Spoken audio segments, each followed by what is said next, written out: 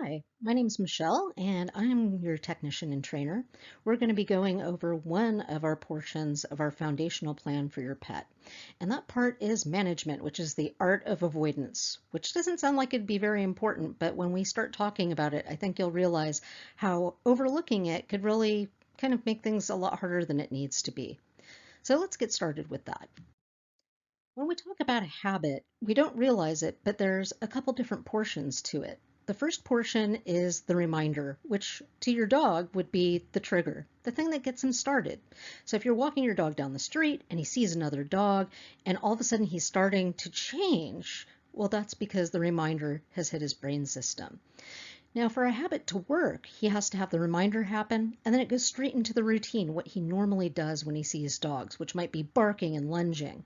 The result is how he feels about the whole situation, which might be that he's scared, but he barked that thing away, so maybe that was a good thing, that he kept himself safe. When we are working on behavioral change, we need to disrupt that behavior, and the easiest way to do that is by removing that reminder. If we use management, which prevents the dog from actually seeing the other dog, and that way it prevents the routine from happening, and the result, well, we have a clean slate so that we can start teaching him a new way of interacting with dogs when he sees them. The magic of management is kind of overlooked.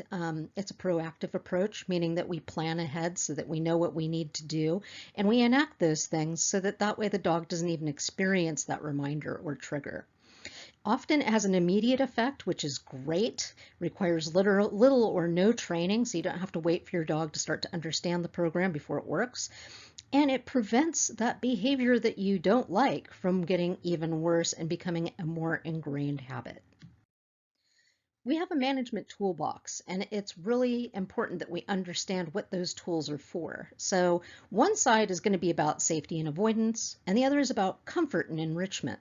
Those two combinations are going to help us so that our dog is going to be safe and not hurt anyone else, but he's also emotionally protected, and he's feeling a lot more comfortable about his life in general while we're teaching him new skills. This period of management that we're taking on right now, it's considered a detox period. So a detox period is where we're trying to lower your dog's stress levels so that they can just kind of chill a little bit, be less practiced in doing the behaviors that they were doing before that we didn't want. So the first portion of it is all about avoiding the trigger so that we can build those new skills.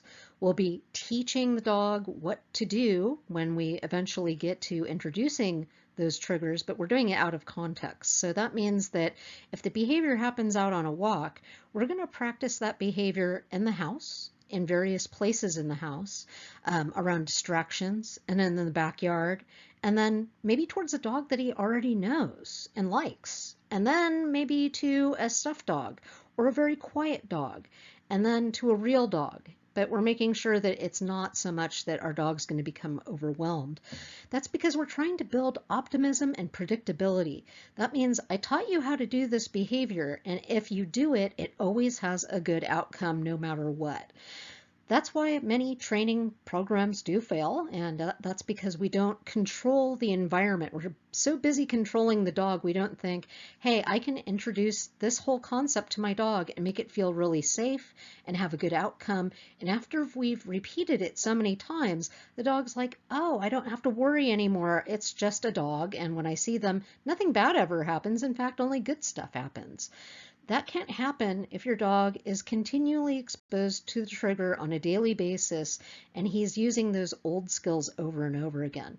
So our detox period is going to be until such time as we have medication on board, if we're using that at a level that helps make your dog less stimulated, and on top of that, letting that training soak in so that your dog has those coping skills and that we're ready to go to that next point.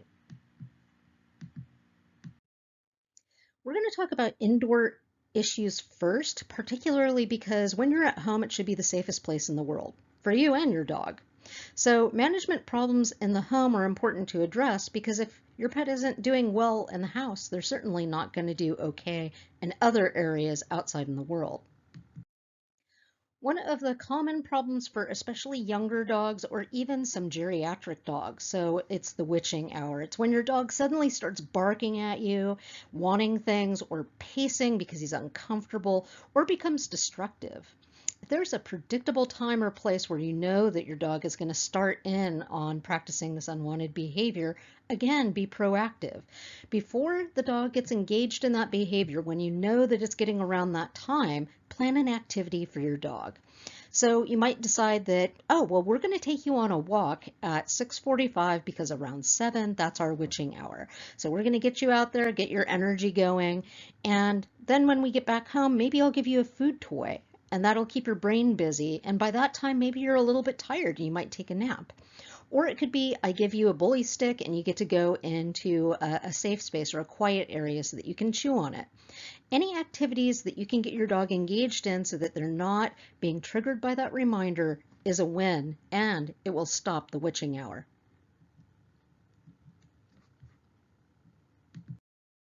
If your dog's afraid to go outside, it may be that you're living in San Francisco and you don't have a backyard.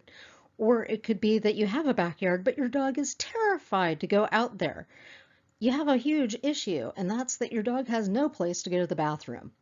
Now, not only is that inconvenient and potentially messy, but it also makes it hard because many times we end up trying to pull our dog outside or force them to go out so that they can relieve themselves, or we end up taking them on a walk and they spend most of the time being really scared. Instead, what we're going to suggest, and that's why we have that little thumbs up there, that's the gold standard, is that you don't force them to go outside. We would have an indoor potty option, and that might be you have some puppy pads, or you might have a doggy litter box. This is especially good since some male dogs, they may be lifting their legs, so it has some high sides. Or you could go to using some AstroTurf or real turf, since they have so many options out there nowadays. The big thing I want you to remember is this is not permanent. This is going to be for now until we can build up your dog's confidence so they realize they're not being forced to go outside. They can make a decision to go out there because they're just simply not afraid anymore. And that's what the beauty of training brings us. Alarm barking, well, it's a misery for everyone. It's a misery for pet owners. It's also a misery for your neighbors. It's a type of territorial aggression that is being displayed because the dog wants to make sure that people know they're not supposed to come into your house or that other dogs aren't supposed to come on their turf. They don't really realize that you lock the doors at night. This is a bigger problem if you have windows that are facing the front of the house and that they can actually see everything going by if you are on a busy street. Now, we do have things to fix that.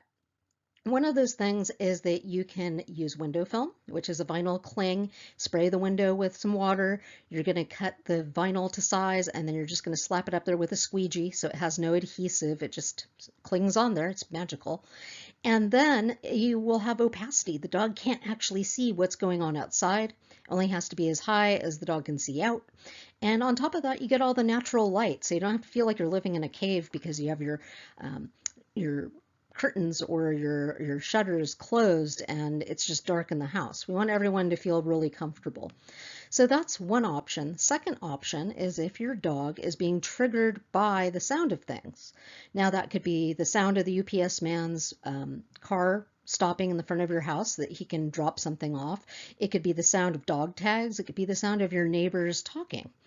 If we don't want our dogs to react, then we need to cover up that sound. So you can either use a white noise machine and place it in the window so that way the dog can't hear where the sound is coming from, or a Bluetooth speaker on a smart speaker system. You could play an app like a soft murmur, which has various sounds besides just white noise. You could have something like coffee shop, which effectively drowns out the noise of people talking. So there are many options out there, but this is guaranteed to lessen the barking that's going on. Another thing is front door issues. So if you have a door dasher, I have always had beagles. So for me, it was always, I need to train this dog right away that we do not run out the door. But some dogs, they're pretty practiced on doing that. So if that is the case, getting a child gate that is extendable, especially since people have open concept houses, they have ones with multiple panels so that you can make like a half ring around the area of the door. Also, it helps so that that way, if somebody came up to your door and you're greeting them, that your dog may not be able to get so close that they could do something about it. If you do have that going on, I do suggest that you keep treats or a ball or some toys nearby. The most exciting time is when you come home. So if you have that dog who wants to jump all over you or they start nipping at your clothing, put up a child gate, just like this lady has. She just came home saying hi to her dog. She wants all 4 feet on the floor, and then she's giving him some love. But you can make it even better by asking them to sit and giving them treats. Or if they aren't jumping up, then you toss a tennis ball and they go back and forth. That way they're not concentrating on jumping on you. They're concentrated on the game. You can also work with a tug toy. Reactivity to guests. Now, this can be a really tough thing because you don't want to be feeling like you're totally detached from either family or friends, though we are in COVID times. One of the things that we would suggest is that you set up a safe room for your dog. That would be that they're in a nice bedroom or they're inside a crate or they're in an area that is confined where they can't see the people. You're going to put up the white noise so they can't hear them. And then you're going to give them an activity, so a food toy, so that they can do something while that person is arriving and you're talking to them and maybe even having them over for some coffee. You're going to ask your guests to text you just prior to their arrival. That way you can put your dog away. They're not going to be ringing the doorbell. They're not going to be knocking on the door, which gets the dog set off. And that way your dog is away. You can greet your guests and go on from there. Now, practice is probably a really good thing. Most of our management doesn't require practicing ahead of time, but this one is probably one of the ones where I would say it's a good idea. If your dog's not used to being separated from you and being in a different room and being confined, I'd suggest that you prep an area, make it nice and comfy, give them the food toy, maybe just put up a child gate. Let them hang out there and realize that nothing bad happened, they come right out. Maybe you keep close by so that that way they're not worried. And then you can extend that duration over time. Then you can add other things like building up the time. You can do it at various times in the day. You can add distractions. So they're behind the closed door. Now I'm going to go over to the front door. I'm going to open it. I'm going to act like I'm talking to Uncle Jerry and inviting him in for some coffee. And that way it becomes normal. If it's not normal, that's when you start to get reactions from the dog. So try to make this into a ritual that you practice a couple times a day. Another thing would be if you have a dog who has reactivity to guests, but they have confinement problems, they have separation anxiety, or they have barrier frustration. Those dogs don't like to have things in the way when they know that somebody else is there. So again, we're going to have our guest text us, but we may put our dog behind a child gate and cover up with a towel and toss our dog some treats. Again, you can use white noise and a food toy. There's going to be some barking, but again, do your best to normalize it. Maybe you have your partner walk in and act like they're a guest, so that way you get that underway. Worst case scenario, you have to have your dog on leash. If they have shown aggression towards people, and we've suggested it, we may be talking about a muzzle for safety. And then staying as far away from the guest as possible while they're visiting. Separation anxiety is also another tough one. Separation anxiety is where the dog predicts a panic attack whenever you leave. So since the panic attack only happens when you're gone, they start to go, oh my God, I think she's getting ready to leave. Oh my God, she's picking up her keys. Oh my God, she's wearing her shoes. So the panic starts happening sooner and sooner. It's really hard to watch your dog suffer in that way. So we need to make a pact with our dog to say, you know what, I'm not going to leave you. And if I do need to go someplace, I'm going to call a dog walker or a pet sitter, or I'm going to call Uncle Jerry or Aunt Flo to come over, or I'm going to send you off to a doggy day camp so that that way you're not alone if your dog is okay with that. Otherwise, our only other option is to use medication. And medication is to lower their anxiety level. It might even make them a little bit sleepy in this context, which isn't a bad thing, so that they're just not experiencing that panic, which just reinforces the idea, oh my God, every time you leave, I will have this panic occur. If they start having situations where you leave and they don't panic, that's actually setting up exactly what we want. So management is essential for our separation anxiety cases. Now, resource guarding is the fear of losing something that's precious to you. So People resource guard things all the time. I might resource guard my mini fridge from my other coworkers because I'm afraid they're going to leave an old tuna fish sandwich in there. Dogs usually resource guard items such as food, toys, it might be spaces like their dog bed, it could be a variety of things. What we want to do, especially if your dog's resource guarding his food, is to separate him away. So he'll be behind a child gate while he's eating, put that food or that bully stick or that toy that he's playing with that he loves so much, put it at the back end there so that way you don't have to worry about the dog having a proximity to you, especially when you go to open the gate later. Once you've given the dog some time to either eat or whatever they're going to do, you're going to go and call your dog to you. They may or may not come. If they don't, that's okay. You're going to toss a high value treat. So if the dog's not coming, toss him a few treats. Just say his name, toss the treat, wait, repeat. Eventually your dog will get up because you're going to be using something delicious. And then you're going to toss it outside of the gated area.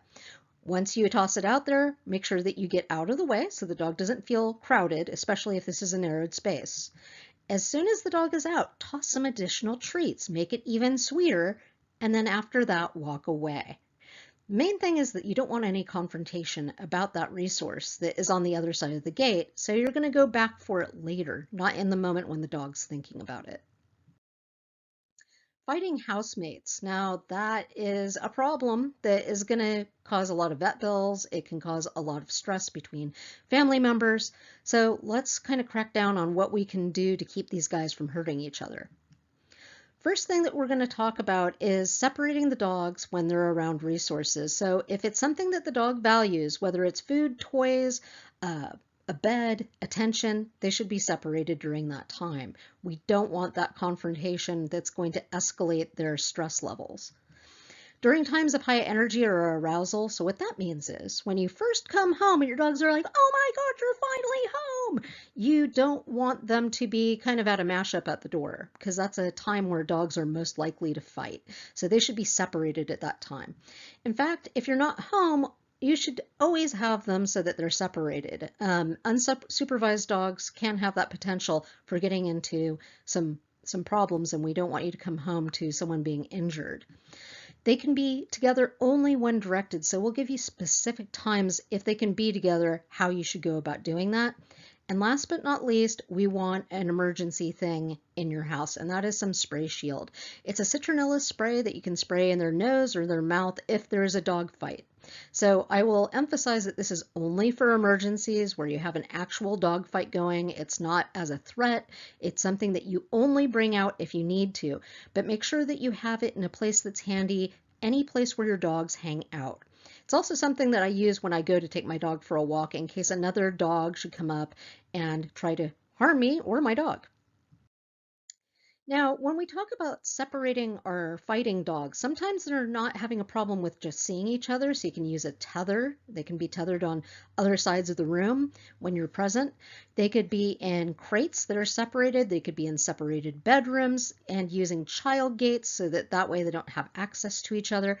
You'd be using a leash so that way you can walk one dog from one area to the other without having a problem. It's a lot of setup because we don't want, again, confrontation, especially if there are areas where they've had a fight before. But the interesting thing is that the same management skills that you're going to be using for these fighting dogs, you'll also be applying when you are talking about a dog who's had problems with children. So kids and dogs, we're talking about young kids, usually toddlers on up to about 10 years of age. Kids typically get bitten on the face or hands, and that's because that's the area that's closest to the dog. And it most likely is going to occur when the parent is distracted. Now, it's hard being a parent and not being distracted nowadays. But what I mean by that is that active supervision, especially if a dog who's ever shown aggression of any sort to children, or nervousness towards children, we want to make sure that if you're not Johnny on the spot where your kid is no longer than an arm's reach away, and same thing about the dog, there's a gate or the dog's in a crate or the dog's on a tether or controlled in some manner so that way we don't have that mistaken bad interaction. It only takes a moment for something life-shaking to happen. Many times it'll be that you'll be in the kitchen, your child is on the other side of the counter, and the kid's interacting with the dog suddenly, and you didn't see it because you were cooking, but you certainly heard your child cry out. Um, Children, of course, they use their hands to inspect everything.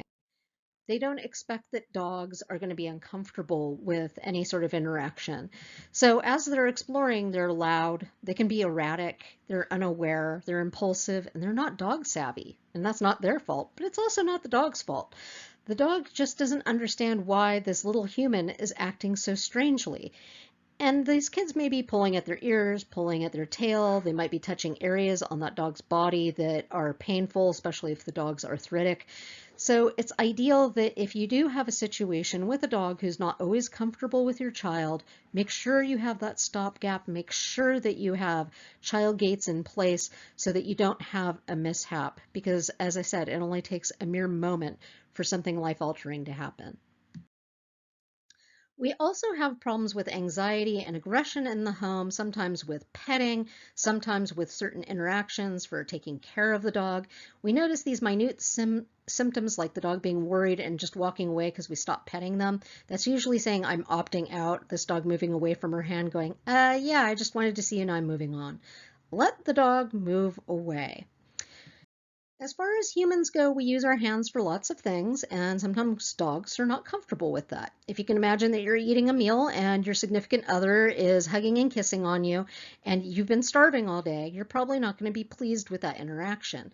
Dogs are exactly the same way. There are times where they want to be touched and times where they don't. There are places where they're okay being touched and places where they're not. So what we want to do is establish a safe space for our dog, a place where they can go where it's hands off. We don't touch them. If we want them to come out, we'll invite them with a treat. If they are in their safe space, well, we can praise them and toss them treats, but we don't approach them and we don't touch them because that's their place to go when they're feeling particularly nervous or anxious, and it's a good signal to us. My own dog had his crate, which we called his troll cave. It had no door on it, and when he didn't want to interact with people, he would go in there as a clear sign, I'm kind of done with you guys, and we'd usually move the party elsewhere. When it comes to touching and petting, there's definitely some areas that your dog's going to be really okay with, and then there's other ones that you're not. There is the rare dog who doesn't like being touched for the most part, and that's okay. We can work on that. But for now, if the dog approaches you and they're leaning in, you can pet them a couple times and see how they feel. If they start moving away or they're looking away, that's usually a good time to stop. We don't want to be petting our dogs when they're resting or sleeping, or at times when they're really excited or fearful. And definitely, if you see aggression, please don't take it personally. That's just the dog saying, you know what, I'm feeling really insecure right now. I don't know why I'm feeling threatened, but I am. Many times the dogs will do what we call a tap out, so they'll go belly up. If you're not sure whether that's your dog just saying, I give up, or if it's, I want a belly rub, sit a couple feet away from your dog, invite the dog to come over to you, and you'll know for sure what's going on. If they stay on their back and they don't move towards you, they didn't want that belly rub. There's other events that we do with our dogs, such as restraining them. It might be that we take them to the vet or the groomer, or we do it ourselves. These are a lot of personal interactions on the dog's body that they may not feel good about. So if you know that there's these trouble areas, try to minimize it for just now. We'll work on those areas and make your dog more comfortable and willing to participate in these types of interactions. Now, moving your dog from the furniture. Many times you want to sit in that spot and your dog just like jumped up when you went to go get some potato chips and now you really want them to move out of the way. There's a way to do it and there's a way not to do it. The way not to do it is to just grab the dog by his collar and start pulling him off, because for the dog that's very confrontational. Instead, a much better idea, at least for now, is that you're going to use a treat as a lure, show it to the dog, bring it down on the floor, and toss it to them. They'll go and eat it right up, and they won't feel that anything bad happened because they didn't lose out. They got a treat, and that was great. Another thing is if your dog is pestering you, if they are doing demanding behavior like barking at you, or they're trying to grab your clothing, or if they're starting to get aggressive, first thing to do is bring your hands towards your body. Don't scold or talk to your dog. You're going to take away all attention. look away, turn away, and if there's aggression, walk away. Try to get behind a barrier so your dog can't get to you. That's also true if your dog's trying to grab your clothing. When they find out that repeatedly when I do this, the result is always the same, she leaves, and that's not necessarily what I want, then that will change on its own. But for right now, it's a good management plan. So now we finally got into outside issues. Once we've addressed all those indoor things that were going on, we're going to start talking about going into the great outdoors. Fence fighting. It's something that, again, is not going to make your neighbors happy, nor is it going to make you very happy. As you'll see here, these dogs, they have the opportunity to go around the gate, but they choose not to, because as long as there's a barrier, they're frustrated. Now, if the barrier wasn't there, they might be friends, or they might be fearful of one another. But as long as the barrier is there, it actually worsens their behavior towards each other. So let's talk about what you can do to make an improved situation for your dog. We need to make sure that there's no opportunity for that dog to go running outside and attack the fence. So let's talk about the first thing that we can do. We could only let our dog out when our neighbor's dog is not out in their yard. That's not very practical, but it is an option. Second one is that I put my dog on a 20-foot long line and I let him out in the yard. Ideally, I should be there with him because as soon as I start to see that he's getting aroused or thinking about getting into running the fence line, I'm going to call him back. And if he doesn't come back right away, I want to make sure I have some treats on me or a ball or something really reinforcing. You're going to gently toe the line back to yourself. You're not giving a correction. You're just pulling the dog towards you and towards the house. And as soon as they start going with you, you're going to praise them and reward them.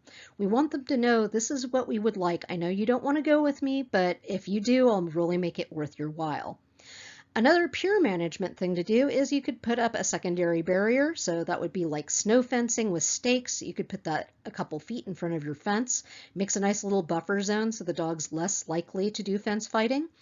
And lastly, if you have the investment capital, you can actually build a dog run. And dog runs can be placed in an area where the dog can't access the fence. You can also use shade cloth so they can't see things.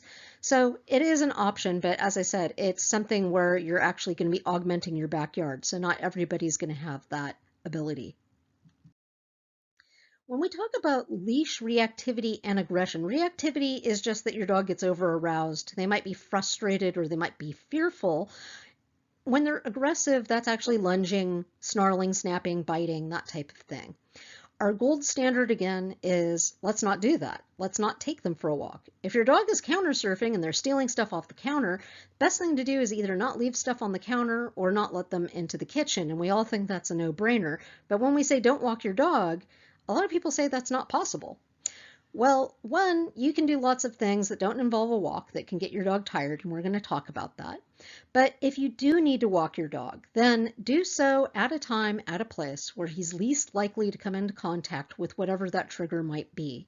And keep it short. Take him for a sniff walk. Let him sniff for 10 minutes at the same bush before you move on. It's not the distance, and it's not about exercise. It's about his enrichment and enjoyment of his environment. Speaking of environment, we can say, hey, we're not taking you on walks, but we can make meals really interesting and last longer. And there's solutions whether your dog eats kibble or dry, dehydrated food, or if they eat wet food, if they are really adapted to doing puzzle toys, or they're a newbie to it. You can also use chews. So if you have your bully stick or whatever your dog might enjoy chewing on, that's also a good thing. It's calming for dogs to be chewing on things. And one big thing, rotate out your toys. Also, don't leave them out forever. So once your dog's done solving it, gets the last kibble, put it up because that means that it's not going to be destroyed in about 20 minutes. Once they finish, they may get frustrated, and that's when destruction of the expensive toy may happen. We have a handout about food toys and also ones that you can make yourself, so we'll be sending that out to you. Another fun thing to do instead of a walk might be using a flirt pole. A flirt pole is basically a PVC pipe. It has a bungee cord and a lure on the end, and it's used to get your dog exercise. You can teach them impulse control also by asking them to sit before you start the game. As soon as their butt touches the ground, I start swinging it around. My dog chases it. I let the dog get a hold of it. We play tug of war. and then I'm going to take out a treat and trade him, unless your dog knows an out cue. Once they let go of the toy, we ask them to sit again and we start all over again.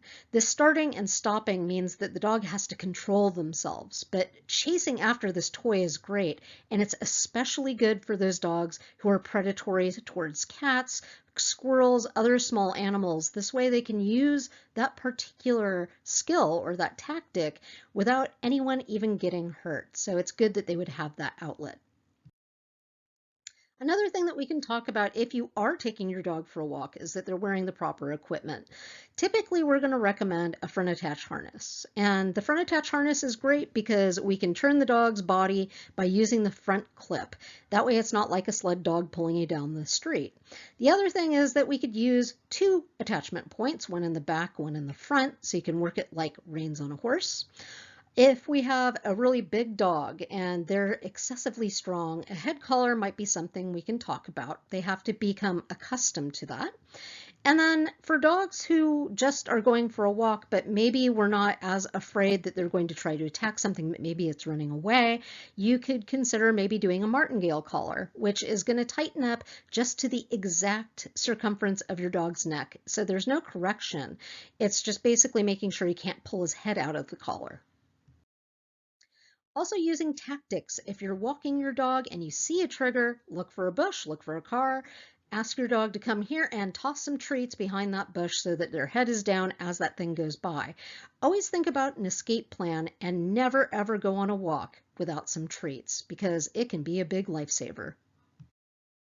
Now, aggressive behavior on walks. We're going to talk to you, if that's your specific situation, about whether we want to use a calming or thunder cap, which is like a fly mask on a horse so they can't see things that are farther away. So that way less arousal and you'll see those triggers before the dog does. Talking about a muzzle. And also talking about, again, treats, because we want this to be a positive experience. We don't want the dog to think I'm going to hit the end of the leash and it's going to hurt my neck, or I'm going to see that dog and I'm going to be terrified and they're going to try to make me do things that I'm not capable of doing right now. We're going to teach this dog, yeah, I see this trigger, but when I see it, strangely, good things are happening instead of bad ones. Car anxiety. My own dog has car anxiety. When he gets in the car, he starts pacing and panting and yawning and sometimes drooling. Now, some dogs, it's because they get an upset tummy and it's that association that makes them terrified of the car. That we can treat, but sometimes you still have to treat anxiety because they're like, oh no, I had one time where my stomach didn't get upset, but still this car is evil. So what we want to do is make the car as pleasant as possible, so we need to work on it. So again, avoiding taking your dog for car trips. Now, sometimes it's the destination. I get to the groomer when I go in the car, or I go boarding, or I go to the vet. It's not someplace I want to be. So now I hate the car because it's a transport unit to some hellacious place. We have to allow our dogs to decide to get in the car on their own and that they're calm and relaxed. They have a space that they feel comfortable in. They understand what's going to happen there and that they're not thinking that all is going to be gloom and doom. If it's actually going to the groomer or the boarding or vet, then we need to talk about how to make those cooperative care visits so your dog participates in those particular activities rather than having things done to them. Now, for those dogs who have trouble riding in the car and you absolutely have to do it, or you do have to go to the vet or the groomer, you can't avoid it because if it ends up that they have a health condition and it's absolutely crucial, well, we have to do what we have to do. Then we may be talking to you about, again, a calming cap, a muzzle for their appointment. We might talk to you about a pheromone collar that helps with calming, but most definitely we'll probably talk about some medications so your dog's just a little less nervous. So it's time for a recap of our adventure through management. Our main messages here. One, this is a proactive approach. We want to make sure that we stop the very behavior that your dog's been practicing all this time that you're not enjoying, and that way it's going to alleviate stress between you and your relationship with your dog. We're going to avoid or minimize exposure to the reminder or trigger, and we're going to use tools to make that a lot easier for you. We're going to use enrichment so your dog doesn't feel like they're missing out on the things that we're taking away for this period of time. And this will allow our new training skills to help our dog so that they can cope and build new confidence and make that old behavior go away. Most often, these suggestions are going to be temporary. So it'll be in your rearview mirror before you know it. But for now, we need to use them to our best ability so that way we get that pleasurable relationship that we wanted with our favorite companion.